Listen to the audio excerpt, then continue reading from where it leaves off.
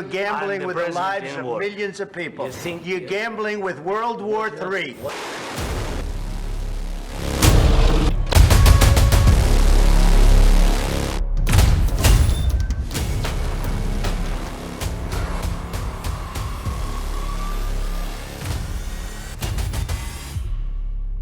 दूसरे विश्व युद्ध के बाद यूरोप में हुए सबसे बड़े खूनी संघर्ष रशिया यूक्रेन युद्ध को 3 साल पूरे हो गए हैं। इस युद्ध में बड़े पैमाने पर तबाही हुई है। आज से लगभग 3 साल पहले 24 फरवरी 2022 को शुरू हुए इस युद्ध में यूक्रेन को ही नहीं, हमला करने वाले रशिया को भी जान माल की भारी कीमत चुकानी पड़ी है। यूक्रेन को निशाना बनाने वाले रूस के पास युद्ध के लिए अपनी दलीलें रही हैं और यूक्रेन के पास अपनी जमीन, अपनी संप्रभुता को बचाने के लिए लड़ने के अलावा कोई चारा नहीं रहा। इस सब के बीच डोनाल्ड ट्रंप की अगुवाई में अमेरिका इस युद्ध से जुड़ी पूरी भूसामरिक राजनीति को ही पलट रहा है। युद्ध तुरंत खत्म करवाने की ट्रंप की जल्दबाजी देख यूरोप भी पूरी तरह चौकन्ना है और व्हाइट हाउस में ट्रंप के साथ जो ज़ेलेंस्की की बहस हुई वो तो आपने देखी ही होगी।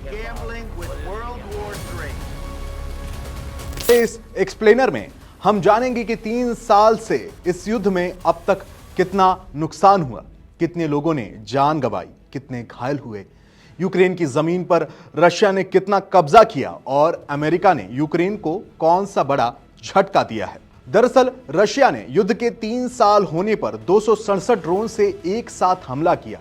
यूक्रेनी अधिकारियों के अनुसार Kharkiv, Poltava, Sumy, Kyiv, Chernihiv, Mykolaiv और ओडेसा सहित पूरे यूक्रेन में कम से कम 13 क्षेत्रों में ड्रोन रोके गए। यह अब तक के सबसे बड़े हमलों में से एक है। यह हमला ऐसे समय में हुआ है जब अमेरिका के राष्ट्रपति डोनाल्ड ट्रंप रशिया यूक्रेन युद्ध को जल्द से जल्द खत्म कराने के लिए दबाव बना रहे हैं। 24 फरवरी इस युद्ध को 3 साल पूरे हो गए हैं। 3 साल होने के बाद भी यह युद्ध नहीं रुक पाया है। युद्ध रोकने के लिए सऊदी अरब में अमेरिका ने रशिया के साथ मीटिंग की, लेकिन पूरी दुनिया के लिए हैरानी की बात रही कि इसमें यूक्रेन को शामिल नहीं किया गया।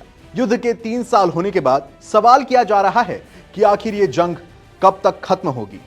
रशिया की ओर से 2022 में पूर्ण पैमाने पर हमला किया गया था। वहीं यूक्रेन के कई इलाकों को रशिया ने कब्जाया है। पश्चिमी सहयोगियों की ओर से सैन्य मदद के जरिए यूक्रेन लड़ रहा है। लाखों यूक्रेनी लोग विस्थापित हुए जबकि हजारों मारे गए या घायल हुए।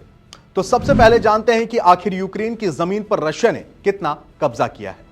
युद्ध की शुरुआत में यूक्रेन ने अपनी राजधानी कीव को रूसी अटैक से बचा लिया, लेकिन बाद में खार्किव और खेरसोन के कुछ हिस्सों को वापस हासिल कर लिया।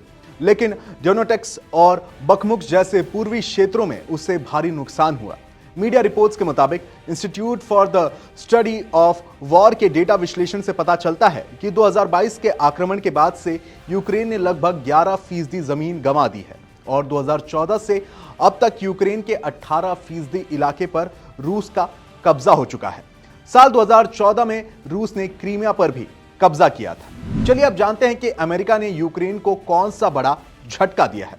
दरअसल अमेरिका यूक्रेन का सबसे बड़ा सहयोगी रहा है। साल 2022 से अब तक उसने 95 बिलियन की सैन्य, मानवीय और वित्तीय सहायता दी है, लेकिन ट्रंप प्रशासन में यह मदद खतरे में पड़ सकती है। ट्रंप के 2024 के चुनाव प्रचार के दौरान यूक्रेन को दी जा रही अमेरिकी मदद की आलोचना की गई थी। हाल ही में उन्होंने यूक्रेन से मदद के बदले दुर्लभ खनिज मांग ली है। हालांकि ज़ेलेंस्की ने इस प्रस्ताव को खारिज कर दिया है। हाल ही में यूएस एड की फंडिंग रोकने से यूक्रेन के एनजीओ और चैरिटी संस्थानों पर भी काफी ज्यादा असर पड़ा है। वे कर्मचारियों की छटनी कर रहे हैं और आत्महत्या के रोकथाम हेल्पलाइन व एचआईवी जांच से जुड़े प्रोजेक्ट्स को भी बंद करने को मजबूर हो गए। इसके अलावा व्हाइट हाउस में ज़ेलेंस्की और ट्रंप के बीच जो बहस हुई वो तो आपने देखी ही होगी। इसके बाद जाहिर है कहीं ना कहीं अमेरिका उनके यूएस एड की सहायता पर रोक लगाने का सोच विचार कर रहा है। चलिए अब जानते हैं कि इस वॉर में कितने लोगों को विस्थापित होना पड़ा। दरअसल रूस की ओर से किए गए हमले के बाद से लाखों यूक्रेनी नागरिकों को अपना घर छोड़ना पड़ा। संयुक्त राष्ट्र की शरणार्थी एजेंसी के मुताबिक 2024 के अंत तक 63 लाख यूक्रेनी शरणार्थी यूरोप में रह रहे हैं। वहीं 12 लाख जर्मनी में रह रहे हैं, 9 लाख पोलैंड में, तो 3,90,000 लोग चेक रिपब्लिक में रहने को मजबूर हैं। इतना ही नहीं, 12 लाख यूक्रेनी शरणार्थी रूस में भी रह रहे हैं। संयुक्त राष्ट्र मानवाधिकार कार्यालय के अनुसार यूक्रेन में 40,000 से अधिक नागरिक मारे गए हैं। चलिए अब जानते हैं कि इस वॉर में कितने सैनिकों को अपनी जान गंवानी पड़ी। यूक्रेन युद्ध के कारण लाखों लोगों की मौत हुई है। यूक्रेन के राष्ट्रपति जेलेंस्की ने फरवरी की शुरुआत में कहा था कि इस युद्ध के कारण 45,000 सैनिक मारे गए। वहीं उन्होंने दावा किया कि 3,90,000 से ज्यादा रूसी सैनिकों की भी मौत हुई। इन आंकड़ों की माने तो अब तक दोनों तरफ से 4,75,000 लोगों की मौत हो चुकी है। इस युद्ध में रूस की ओर से उत्तर कोरियाई सैनिकों को भी लड़ते हुए देखा गया है। यूक्रेन ने रूस के कुर्स्क इलाके पर हमला किया है।